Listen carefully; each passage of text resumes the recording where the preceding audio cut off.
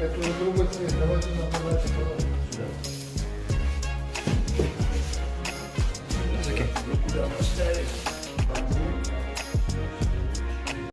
Dear colleagues, I continue updating you on what is happening at the school these days, and one of the projects that we are doing is repairing some of the toilets.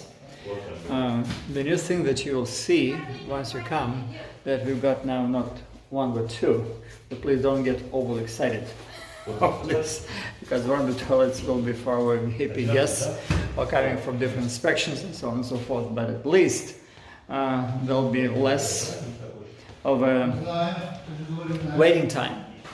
And also we are fixing all the toilets in the school, all of them, and we're changing commodes, and you can tell that things are happening right now. For example, this is the boys' toilet. If we enter here, you will see that right now everything is just, oh my goodness, everything is crashed, but smashed, crashed.